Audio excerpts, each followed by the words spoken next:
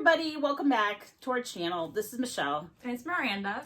And today we're talking about Echelon Front's muster. Muster 15. Muster 15, yes. So for those of you who have not heard of Echelon Front, they are a leadership organization led by Jocko Willink and Leif Babin, two former Navy SEALs who've written a couple books. One is Extreme Ownership And Dichotomy of Leadership. Dichotomy of Leadership. Both really, really good books. Yes, awesome books. And we'll put links to their books and their website down below. But they offer a 2-day in-person event called The Muster. And we went to that last week. It was in our local area, and we went. And we're doing this video this week, talk to you about lessons learned. Yeah. Right? So, There okay. we go. So, how would you describe the muster to people watching this Describing video? the muster. It was really interesting. It was definitely run by two Navy SEALs. They started the day off with a PT at 4:45, which I A.M. Yeah, A.M. 4:45 a.m. And and I just want to say, I had the ultimate privilege of wiping out on one of the exercises. Yeah. Smack, hit the ground right when. But you were fine. Jocko Willink was like 2 people over from me, so yeah, it was fine. I'm fine. I made it through the exercise. I did it. There we go.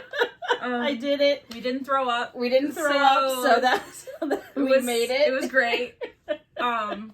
But yeah, so it started off with that, and then you had like an hour between the workout and the actual start of the day, so that way you can kind of like take a shower and get reset.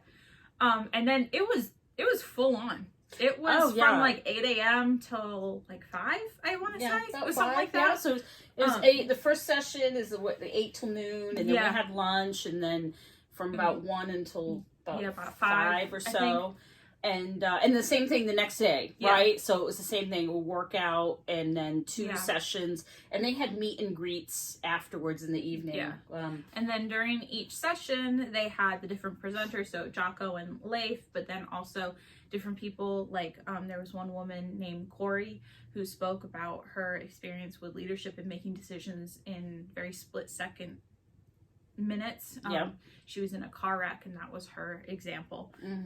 They all had fantastic stories and lessons. And I think what I really liked about it, like with Corey's, right? She talked about, and we're going to talk about it in a minute, but she had a specific idea that she wanted to get across, but then she had some real life implications and examples behind it, and all the instructors did, really. And it was I think that a lot of people feel that, it's a bunch of Navy SEALs and they're just going to talk about, military stuff, and it's not for me. But the lessons are applicable, really. What you learn is applicable into everyday life. And that's whether you're in the military, whether you're in business, whether you're at home as a mom, right? Yeah, so it can go anywhere. Yeah, and so we're going to talk about some lessons learned. And so just so people can get an idea of what we did. We got these cool notebooks. We got these awesome, cool books. And so it had the different, each like slide, and then it had a space for notes and things. And then at the back, it had a little bio, or not bio, but a little talk about each of the presenters. The different the different things that Echelon Front, the different programs they put on. They don't just put on the muster. So all right, so jumping into it here. And as I said before, we're gonna link that stuff down below, and if anybody has any questions about our experience, feel free to email us, leadershipm2@gmail.com. And we're happy to tell you about our experience. But it was really, really positive. Awesome. Yeah, it was really awesome. So first up, their main thing, right? They wrote a whole book on it, and that's their main philosophy, is this idea of extreme ownership, which they wrote a book about.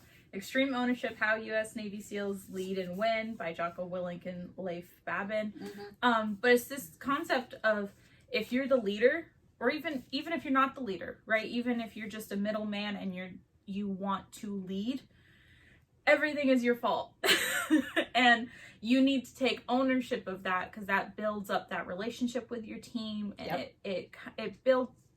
I mean, that's the most important part, is that it builds the relationship. Yeah. So even if it's something like, I was late today because of this rainstorm, right? You think, oh, well, that's it, right? No.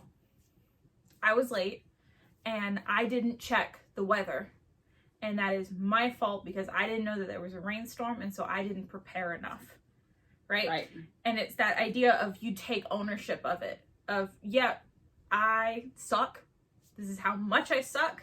And this is how I'm going to suck less in the future. In the future, right? Yeah. Exactly. But I just really like it, because you don't have to be the, head honcho in charge to apply that. You can be, like I said, the middleman. You can be the lowest guy in the totem pole. But if you're a leader no matter where you are in the hierarchy. And extreme ownership, we've been practicing it in our house, right? Yep. Even though we didn't have a name for it, we've been practicing it. And you don't have to be a Navy SEAL to practice it. So an example, you want to go to Target to buy dish soap. I don't know, dish soap, right? Yeah. And you really need it, and you roll up at Target, and it's 8:15, and Target closes at 8. Well, whose fault is that? That's yours. Because if you really needed the dish soap, you would have checked time. You would have gotten on your phone and checked to see when it closed, right? And gotten there ahead of time. It's not Target's fault. It's your fault, right? Yep. And Leif said something during the presentation that really kind of stayed with me, I should say. Is he was talking about his kids, getting his kids ready for school, right? And he said it's so frustrating in the mornings. He's got little kids. Oh my gosh, their backpacks aren't ready, and they don't know where their shoes are, and it's always this big chaos getting them out the door in the morning. And oh my gosh, my kids, why can't they get their stuff together when I tell them to get it? and then he said, well, you just take a step back. His kids are like 5 or something like that. They're real small. And he said, whose fault is that? Is it the kid's fault, or is it his fault as a parent for not taking the time the night before to make sure the shoes are all there and the backpacks are there and everything? Yeah. So it's just a different perspective on life. It's a different mindset. Right. It's a different mindset. I think Jamie Cochran, one of the instructors, said that it's a different mindset, and you have to practice it on the little things, right? You got to practice it. And once it becomes a mindset, you just looking at the world differently. So that's really important. Yeah. And the other book, while we're talking about their books, is the Dichotomy of Leadership. And this is also really great because it goes hand in hand with extreme ownership. And it talks about how leaders have to have a balance, right? Yeah. So you have to have relationships with your staff, but not too close, right? Where they can take advantage of you. You have to hold the line, but you have to know when to give at the same time. It's all about balance, and that you can't go too far in one direction, but also you can't go too far in the other. Right. That extremes never work, right? Yeah. They never work. And that's what this whole book is about. And it's awesome. It's an awesome read, so I highly recommend it. Either one of them is a fantastic read.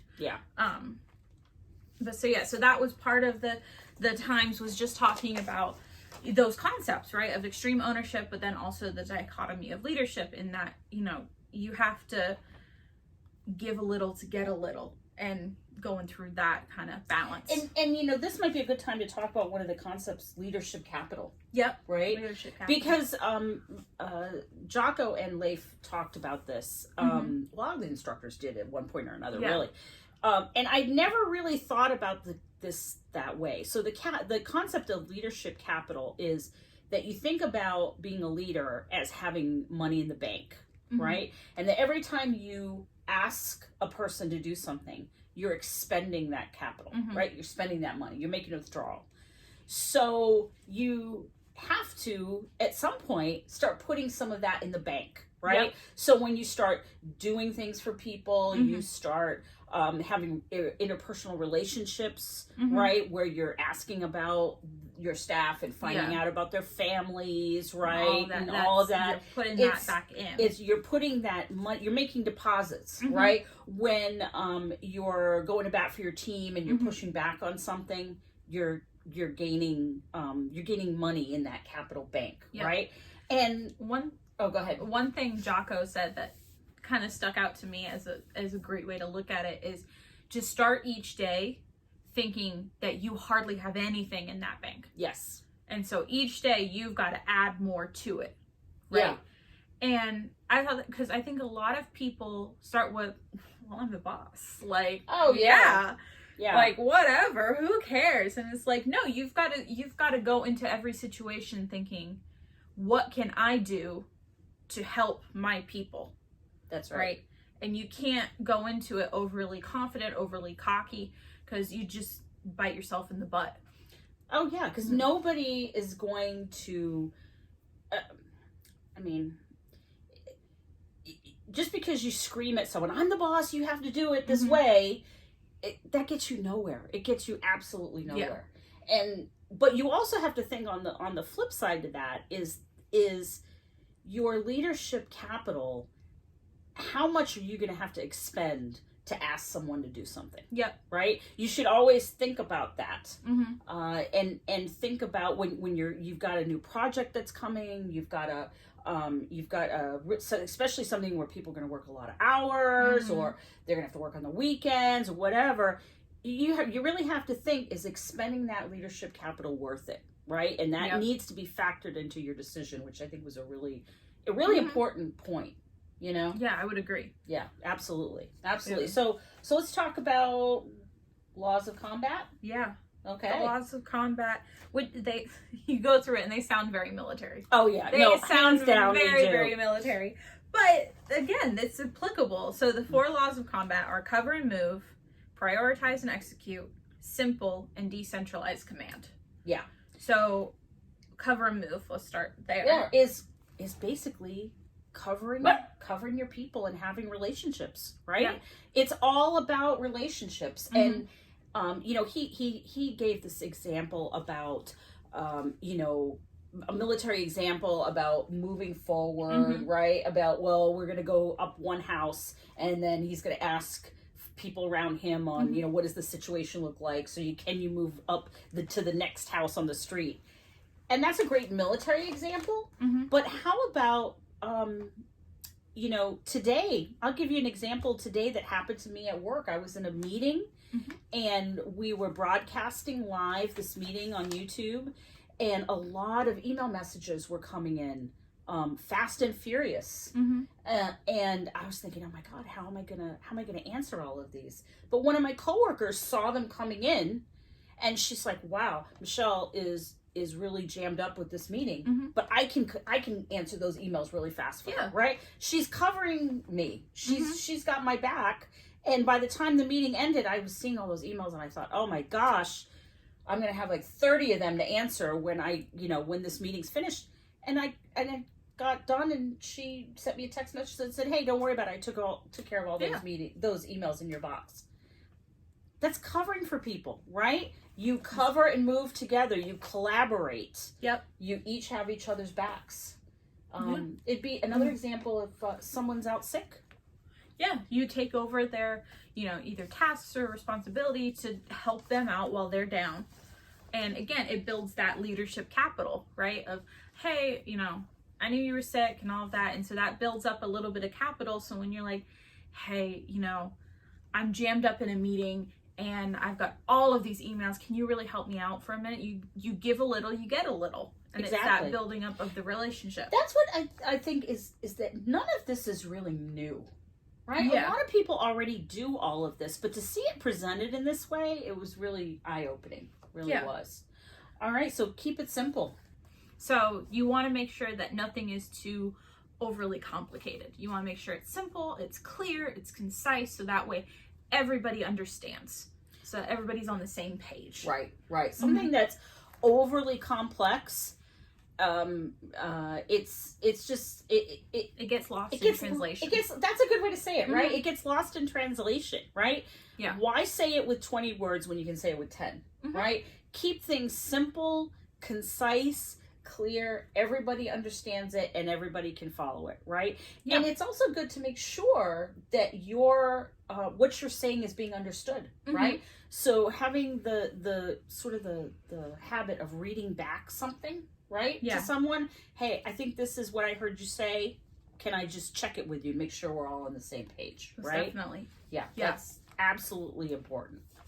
So then the next one, prioritize and execute, right, is just organizing your day, and as people throw things at you, as different situations come at you, keeping track of what's actually important and what needs to get done. Yes. And what you can either send off to somebody else, what, is no longer important or anything. Right.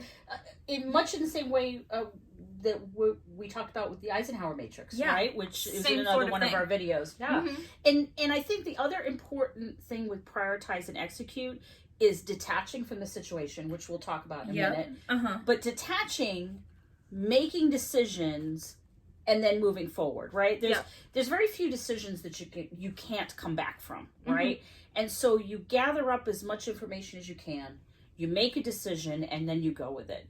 And then you reevaluate, and we'll talk about that too. The OODA Loop. We'll get to that in a minute, but it's important to make that decision, because if you get stuck in analysis paralysis, you're not going to do anything. You're just going to be stuck there. Yeah, we're done, right? It's you're just stuck there. So it's important to actually execute on what you decide on. And the final one, decentralized command. So that's the idea that you empower everybody underneath you and above you to make decisions, right? So it's not, not everybody is coming to you for a decision. And basically that the ideal goal is you are making very little actual decisions. Right. Your team, your staff, whatever, is empowered enough that they feel confident in their abilities, in their support systems, and everything, that they can go and make decisions. And if they fail, right, if it messes up, that you're there to support them and help them figure out the right way to do it. Exactly. Because you don't want to be the stopgap. Yeah. If people are coming to you to clear every little thing, right, that's not a good operational strategy. Not effective. Right, it's not effective. You're wasting time. Because we say in my office, what happens if you win the lottery, right? You win the lottery, and then you're buying your dream home in Waikiki, right? And you're going to go sit on the beach. People have to know what to do.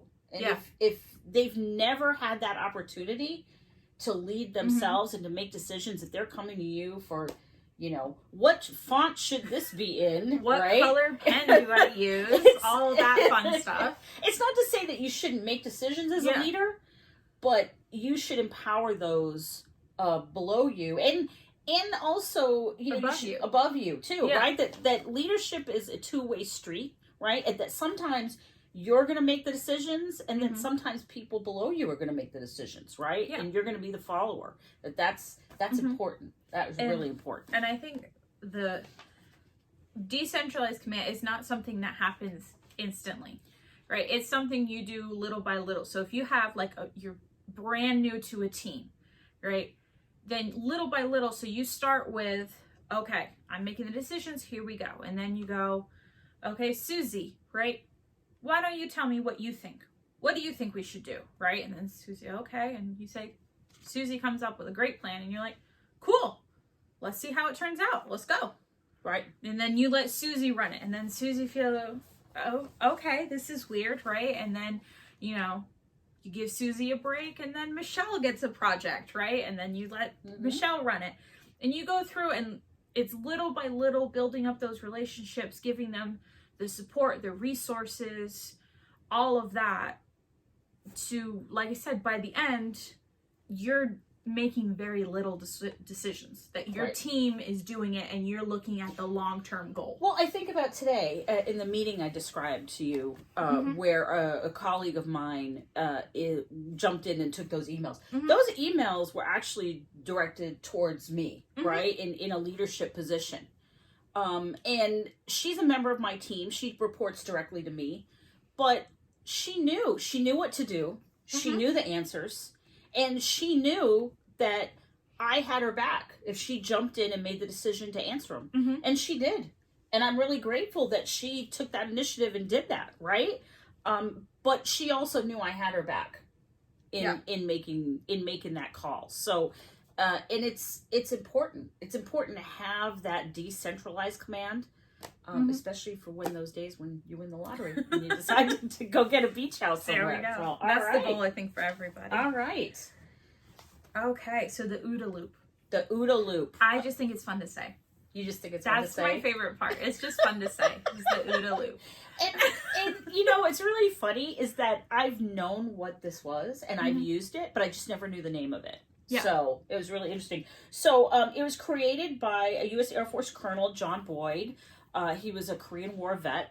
And it's probably something you use every single day, I would think. A lot of us do, right? So it's the idea that you observe, you gather information, you orient yourself in that information, you make a decision, and then you act. Yep. Then the important part of that, you think, well, of course you do, Michelle, right? Like, you get information, you analyze it, you decide what you're going to do, and you act, right? Well, the important part to that is at the very end, because you can get feedback. Yep. And that's because it's a loop, right? So you're going in a little circle and you're going around. But then it's not a straight circle. You're going, as you gather information, like if you're orienting yourself and then you're like, oh, I don't think that, this is the way I should do it. So you go back to observe and you gather more information. I thought of a really good example for this. Okay? And it has absolutely zero to do with the military. Because there were a ton of military examples during the muster. I'm here to tell you, okay? Yeah. But I thought about this at the muster, and I thought, this is a perfect way to explain this. Ordering Thai food. Okay? I love Thai food too. But for those of you who may not have ever tried it, you're like, oh, Michelle and Miranda love Thai food. I'm going to go try Thai food, right? Okay, so you gather information. You observe. You get on Google and you check out all the Thai restaurants in your area, right? Yep. And then you may look at some of the reviews of the Thai restaurants. Well, then you decide, I'm going to go with the one closest to me. So you make your decision and you pick ABC Thai restaurant, right? You go there and you act and you order at the restaurant. Well, what's your feedback? Your feedback is, did you enjoy the meal? Right? Yep. Did you like it? Did you not? Well, based on that, right, is probably you go back to observe, right? If you really liked it, you might go back there again. Or you may have liked it, but you may decide, you know what, I want to try another one. So maybe you looked at the menu and you decided the things that you liked, and maybe you're going to try those specific things at another restaurant, right? Whatever that feedback is, then feeds into the next loop, right? And the idea is that you get to making those faster and faster, right? But it's a constant feedback. So it would be the same thing, right? If you like, I don't know, lemongrass chicken, right? Well, then you liked it at the first restaurant. Now you're trying the next restaurant, right? Oh, you know what? I don't like lemongrass chicken with sauce. The past 3 restaurants have had it with sauce. So now I'm going to look only for restaurants that serve lemongrass chicken without sauce, right? And it's taking that feedback and refining your decisions and continually refining them, right? Until it becomes second nature. So I really thought that was kind of cool, like that that process actually had a name, and you just like saying it. I really do. I just think it's a fun word, OODA Loop, but it is, and I think that's the key is with any sort of, you can't expect to go into like, you think Avengers Endgame, right? You can't expect to make the final decision of what to do with Thanos, right? If you're not making decisions every day. If that's the only time you make a decision, you're going to kind of freeze and you're not going to know what to do. But if you do it every day with ordering Thai food, with deciding what TV show am I going to watch, right? Like those small things get you practice. Like with any sort of sport or anything like that. It's about practicing and getting to the point where it seems almost instinctual. Right. Because how many of us have been to dinner with someone where they can't decide what they want on the menu?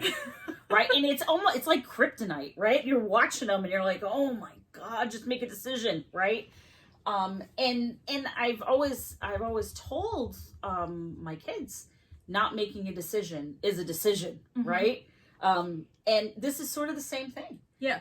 So it was really cool to kind of see it in that fashion. Yeah. And if you get on Google and you type in OODA Loop, you're going to see 1,000,001 different diagrams of different ways to describe it. And some have more little bubbles and stuff, some have less, and it's all that same concept of going to the 4 things of observe, orient, decide, and act. Exactly. So yeah. All right. So then the other thing that I thought was really cool was this idea of building relationships, and they broke it down to 4 aspects. And again, like all the other stuff, like it's stuff we do, and it's stuff you're like, well, yeah, obviously. But it's thinking of it in a new way and being very conscious of doing it.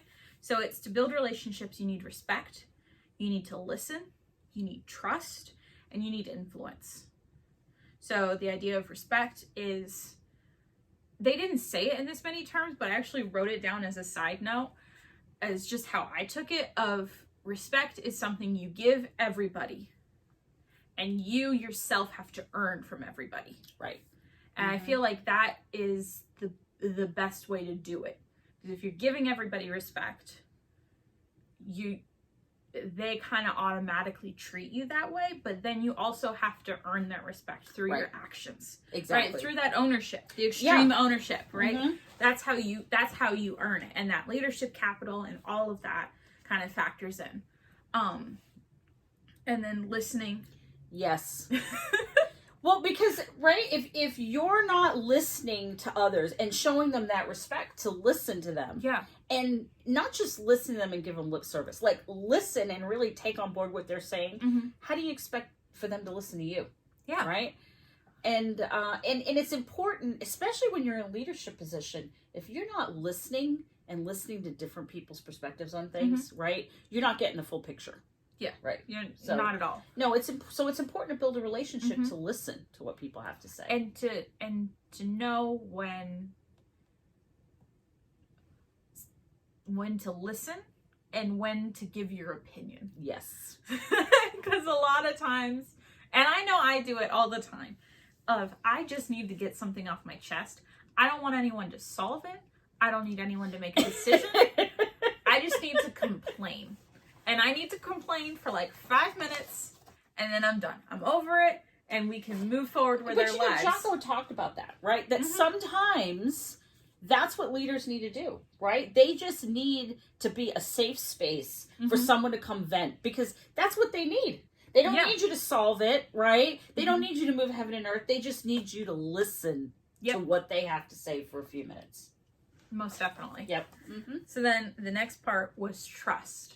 Right? You can't have any sort of relationship without trust, without you trusting them and them trusting you. Yep. So he used the example of your boss is a micromanager. And, well, yeah, because he doesn't trust you. And so you have to build that trust in showing them okay, you want to see every bit of paperwork that I do? I'm going to show you, and I'm going to do the best job you have ever seen. Yes.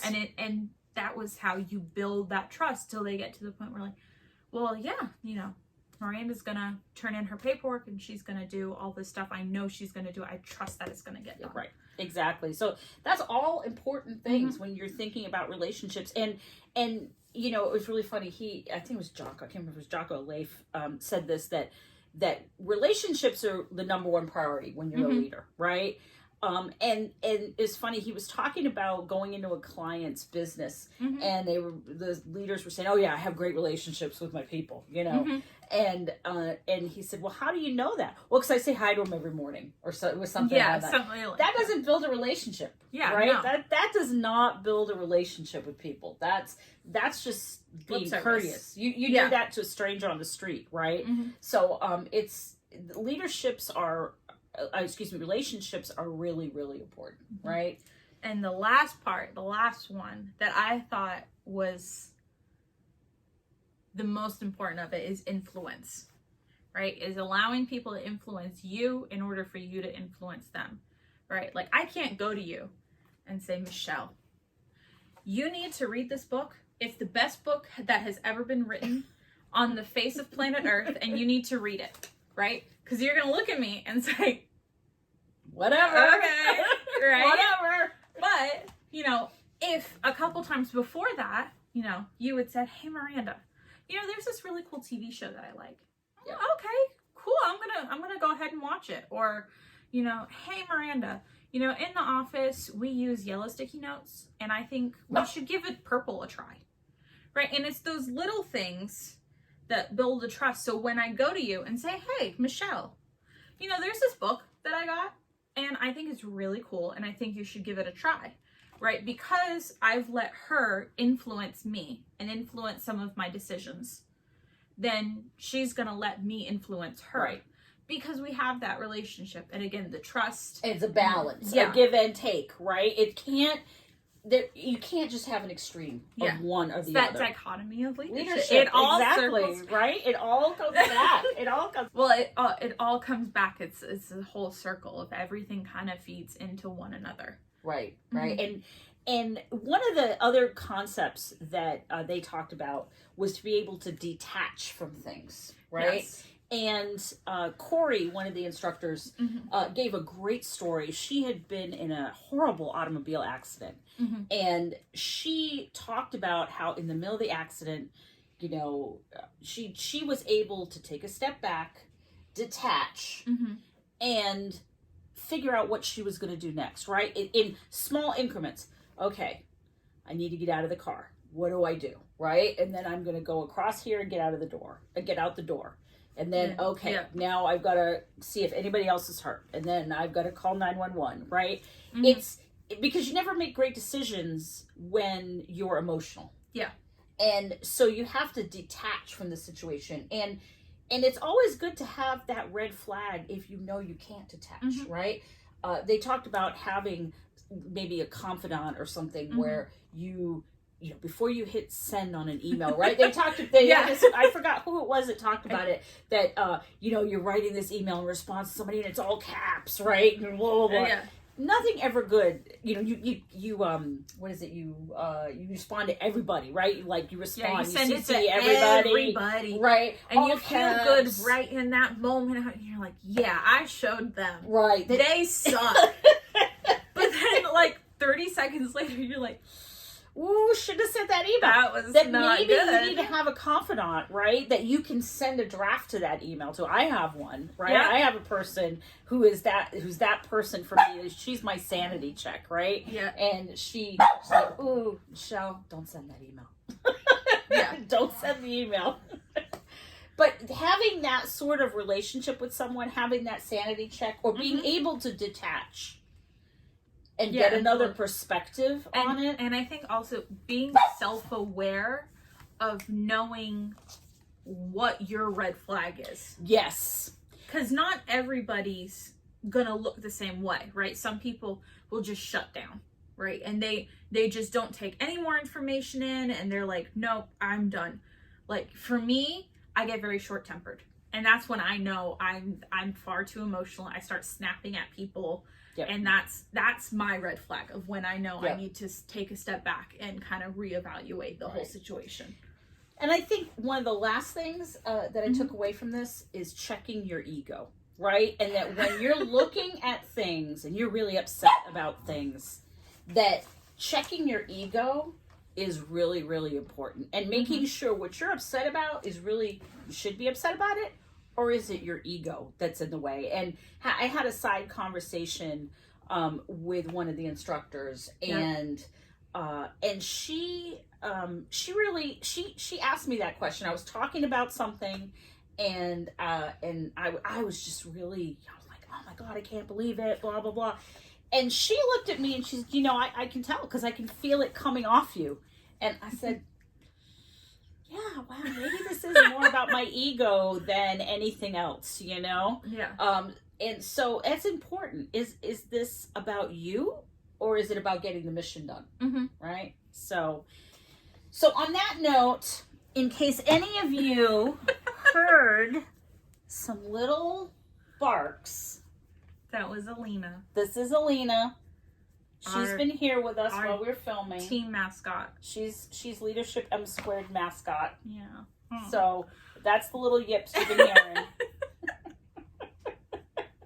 And she was really upset. She did not want us to go.